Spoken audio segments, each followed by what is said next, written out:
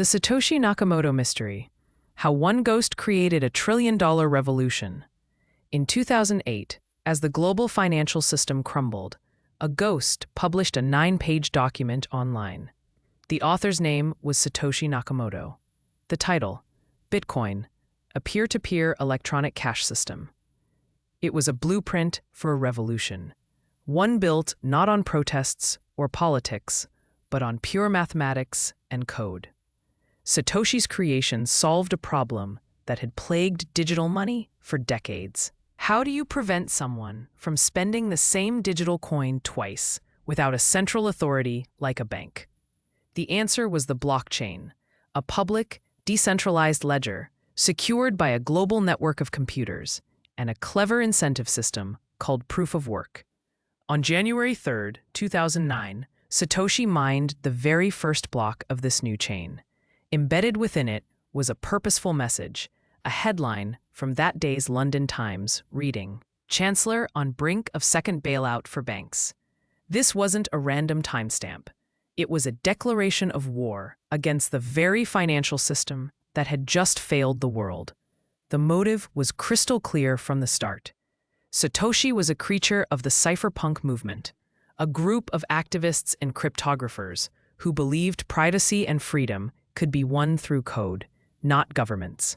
Bitcoin was their ultimate weapon, a currency with a hard-capped supply of 21 million coins, immune to inflationary money printing. A system where transactions required no permission, no bank account, and no trusted third party. It was a vision of pure, unforgeable economic sovereignty.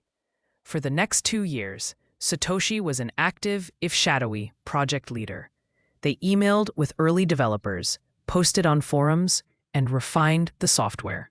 Their writing was meticulous, polite, and gave away nothing personal. They consistently used British English spellings, yet their online activity suggested a sleep pattern that spanned time zones.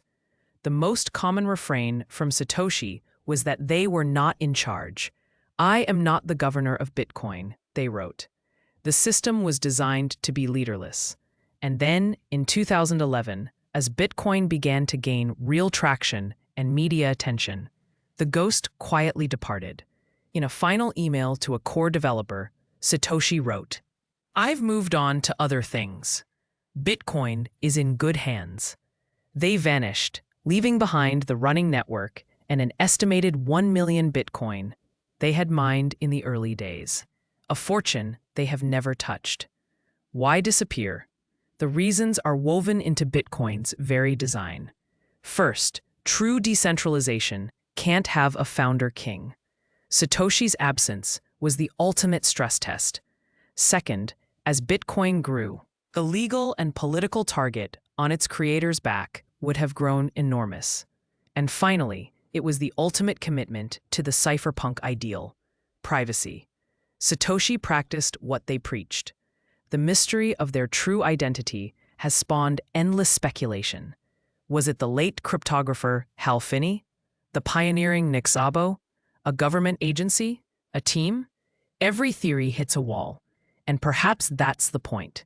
Satoshi Nakamoto didn't just create a new kind of money. They created a new kind of myth, proof that an idea, released into the wild, with no owner and no central point of control, could become a trillion-dollar force. The creator disappeared, so the creation could live forever.